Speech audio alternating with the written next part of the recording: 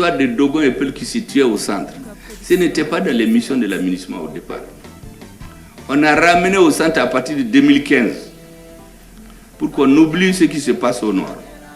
Et au nord, il y avait un État dans l'État qu'on construisait. Des mines d'or, des permis d'occuper, des magasins à n'en pas finir. On exploite l'or depuis 10 ans. Aucun puits n'a été construit pour les populations de Kidal. Il y a des zones à Gao, même pour vous toucher le sol, vous avez de l'or. On importe des milliers de Soudanais, de Tchadiens, c'est eux qui exploitent l'or. L'or, la grande partie est allée là où vous savez. Le reste est redistribué ici, à travers un réseau, une oligarchie, des hommes politiques, des militaires, des juges qui font l'opinion. Et le pays est pris en otage. Et donc pour nous, il fallait détricoter ce tissu-là. Si vous le disiez au début, on va dire que vous êtes fous. Les autres disaient qu'il faut aller aux élections. À supposer qu'on aille aux élections, on élise un président. Mais il ne sera pas plus engagé qu'Ibeka. Ibeka, en 2017, c'est le président le plus légitime qu'il y a eu dans l'histoire du Mali après Modibo Keïta, qui avait une légitimité populaire. Mais lui, il avait la légitimité historique et populaire. Les Modibo avaient une légitimité historique, mais il a craqué après. Parce qu'on voulait d'un président faible, qu'on peut faire chanter, on fait ce qu'on veut. Et celui qui a vu l'intervention de Ibeka à la signature de l'accord pour la paix et la réconciliation, l'altercation qu'il y a eu entre lui et le représentant spécial des Nations Unies adjoint, Hervé Lartous, chargé des opérations. Ce jour-là, Ibeka est allé. C'est le sang malien qui a coulé dans ses veines ce jour-là. Il a dit, Hervé Lartous, nous avons une claire conscience des relations internationales. Nous savons ce que vous voulez. Le Mali a toujours respecté ses engagements. Vous nous dites de ne pas attaquer ceux qui n'ont pas signé l'accord. Vous nous menacez. Or, le Mali a toujours respecté ses engagements. Qu'est-ce qui se passe? En fait, c'est la SEMA qui a refusé de signer. Donc, depuis ce moment, ils ont commencé à défendre la SEMA. La SEMA a été signée le 20 juin, ce qu'ils appellent le relevé des conclusions. Et c'est là-dedans qu'il y a le poison qui divise le Mali. La partition du Mali est actée dans ces documents qui ont la même valeur juridique que le document de base.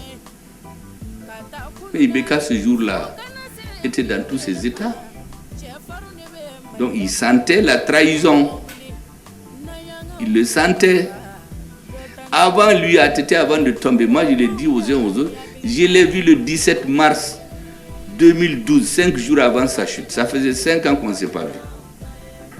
Quand on a fini de nous entretenir, arrivé à la porte, il m'a pris par la main. Il me dit, cousin, toute personne qui a tété le lait malien, d'une femme malienne, toute personne qui a le sang malien qui coule dans ses veines, il y a des pays dans ce monde qui ne voudront jamais que son pays soit quelque chose. Que ça fait 6 mois, il y a un président auquel il veut téléphoner, il refuse même de prendre son téléphone. Mais il était fini, en réalité le complot contre lui était déjà ficelé. Il est tombé. Atété est tombé. Les Djonguna sont venus. Bon, la CEDEAO a fait les pampampa, on a cru que c'est les élections. C'est ce qu'on ne voulait pas répéter. Parce que la transition de 2002, il n'y avait pas d'aile politique.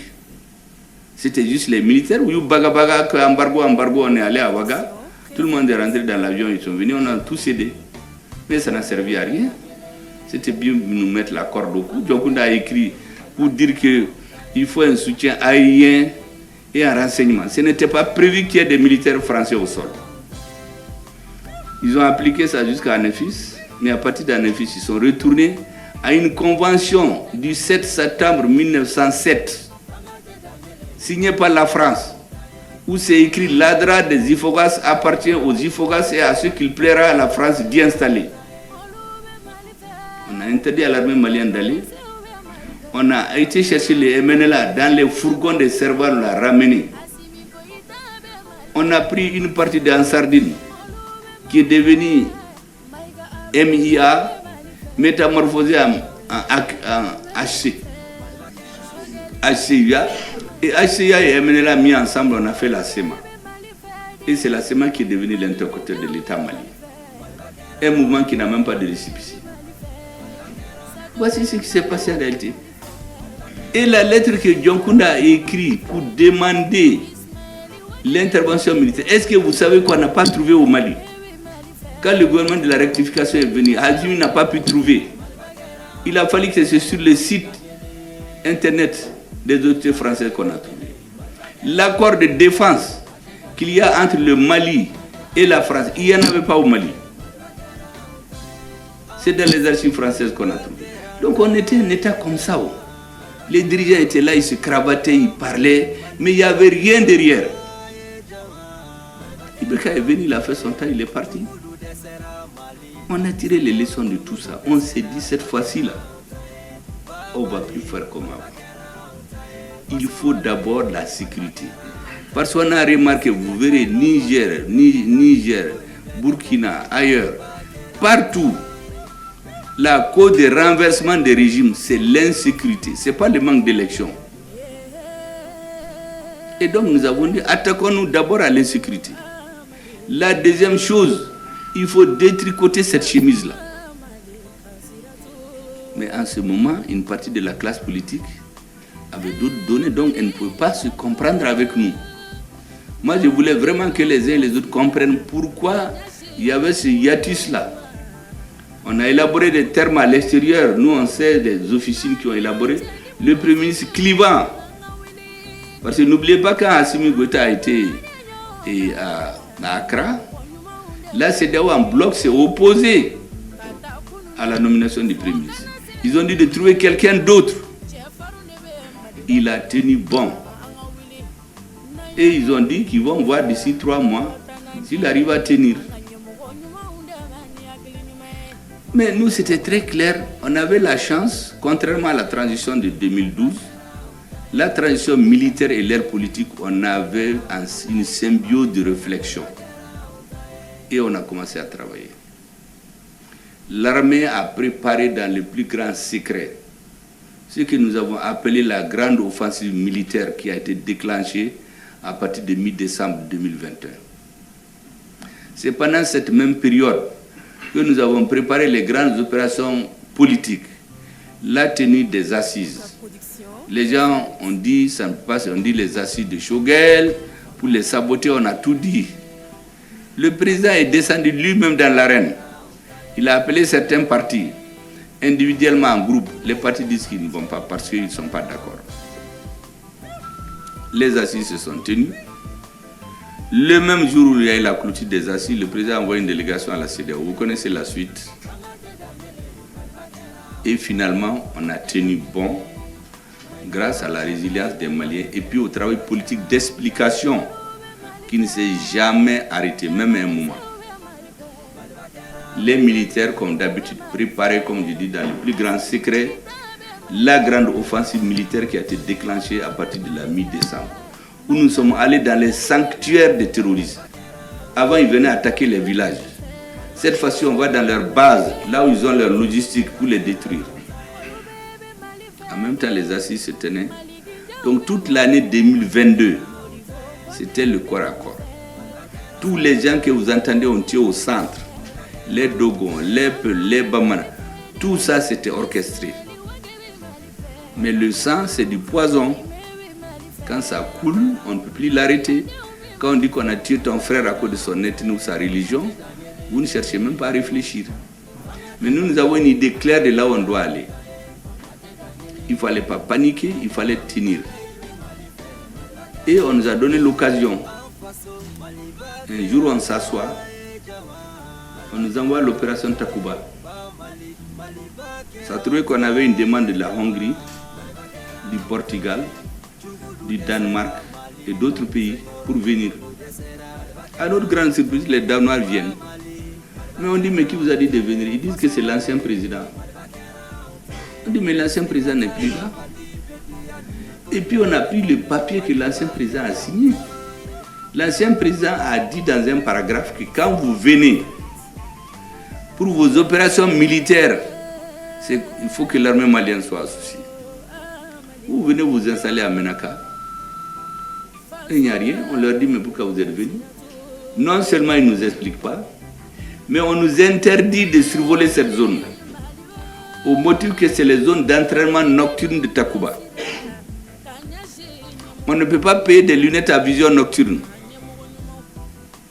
1 an ou 2 ans avant, il y a eu l'affaire d'Endiliman, vous vous rappelez de ça? Un camp financé par la MINUSMA, construit par Barkhane, où on oublie entre guillemets de faire un puits. Et donc nos soldats sortent pour aller dans les hameaux Touareg chercher de l'eau. On les scrute. Un jour, on tombe sur eux, on les tue tous. On met des bonbons d'explosifs, on va dans le camp. On tue les militaires. Ceux qui restent en vie font 7 heures de temps pour demander des secours. Notre pays est vaste. L'administration et Barkhane qui ont les avions et les hélicoptères disent qu'ils ne sont pas venus faire la guerre. Donc tous les soldats sont morts. On les a enterrés, on a pleuré, on a amené un peu de céréales à leurs parents et c'était le sort qui nous était réservé. Nous avons décidé, les militaires, qu'à monnaie un bon malien là. C'est pourquoi quand je les appelle après les monnaies baudins là, certains pensaient que c'était de la flagornerie. En réalité, je sais de quoi je parlais. Parce que monnaie minkumba là, à Kuntese Kabo, si vous n'avez pas des gens déterminés comme ça. C'est comme ça qu'on a décidé de détricoter cette affaire-là. Finalement, le gouvernement, le Parlement danois a fini par dire à ces gens, mais les Maliens ne veulent pas de vous, vous ne pouvez pas rester chez eux. Le pays qui vous a fait venir, le Balabala, qui vous a pris 1 milliard d'euros pour mettre en poche, en disant que le Mali c'est pour lui. Mais il ne peut pas vous amener là-bas. On les a renvoyés. On a décidé de passer à l'étape suivante, G5 Sahel. G5 Sahel, c'est pour les 5 pays. On paye 400 millions de francs CFA par an de cotisation. Notre tour arrive, c'est un pays extra-africain qui dit que la réunion ne se tient pas chez nous. La date venue ne sont pas tenues, nous avons écrit pour dire qu'on est sorti.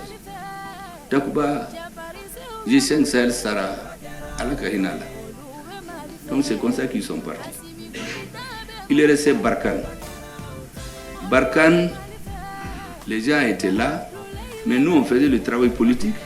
On a su très bien au niveau du M5 qu'il y avait une préparation en profondeur d'un affrontement avec les militaires maliens.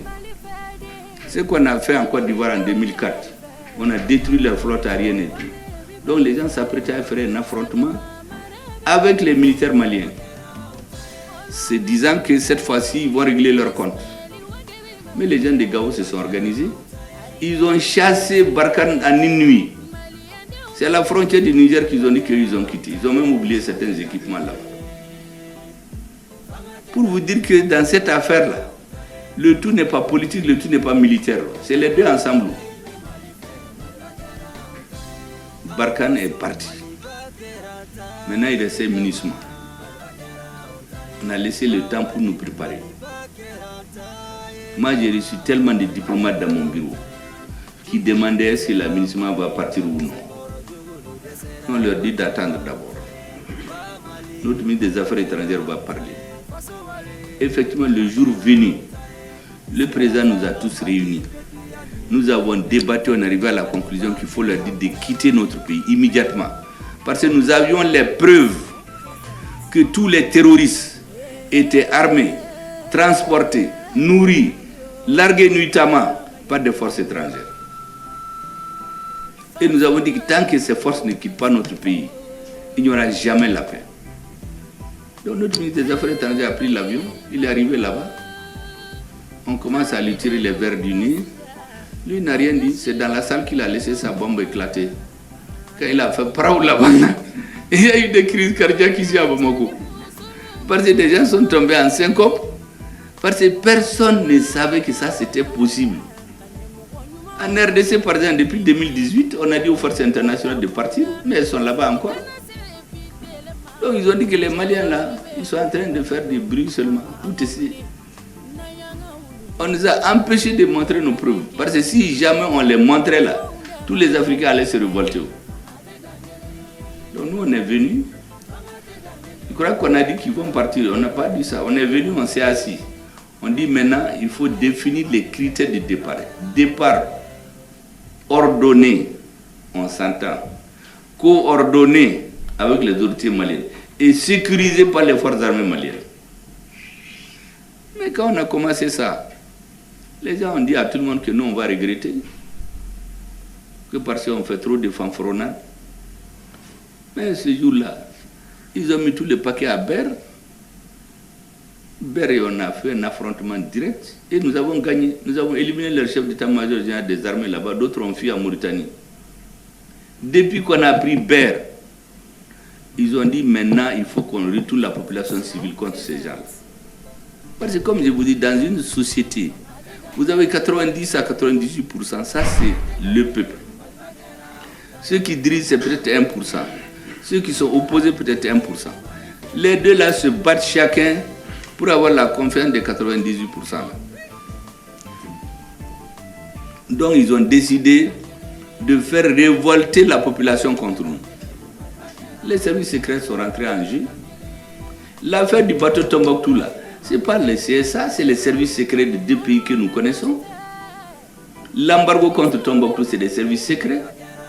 Le soulèvement dans le camp de Gao, c'est les services secrets. Et en ce moment, il y avait des journalistes, nous on a tous les journaux, on a les vidéos, qui disaient ah, il faut la paix, ce gouvernement-là, il est trop va-t-en-guerre. Il faut arrêter, parce que c'est le message qu'ils voulaient. Heureusement, nous on a une façon de faire. Le président, à chaque 2 conseils, nous rappelle.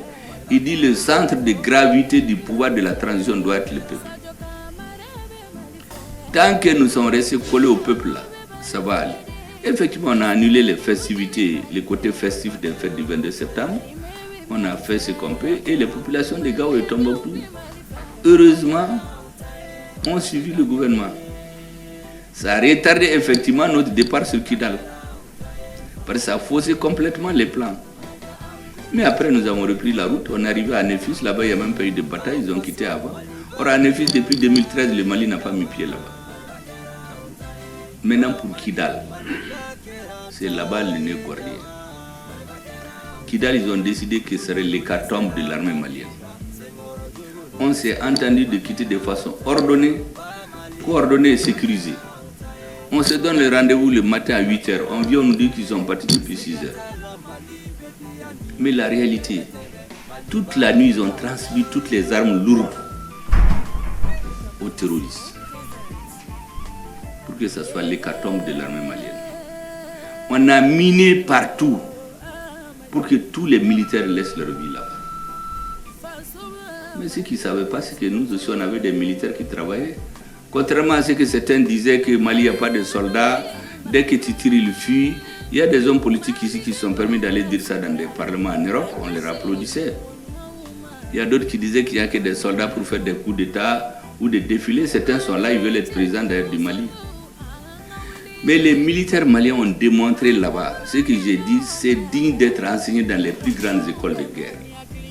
Nous avons détruit un à un toutes les armes lourdes. Même ceux qui sont venus de l'extérieur, on les a détruits. L'armée est venue, on a déminé toute la ville. Et l'armée est rentrée dans Kidal. Il n'y a même pas eu la poule qui a quitté ses yeux, d'après les Bama. J'ai mon Fanka. Est-ce que vous savez que quand on a tué plus de combien de personnes, 40 personnes dans les bateaux de Tombouctou, il y a eu une réunion de la CEDEAO et ils n'ont même pas parlé de ça. À l'ONU, ils n'ont même pas pu s'entendre sur une simple lettre de condoléances au président du Mali. Donc c'était très clair qu'il y a des forces qui n'ont pas le même objectif que nous.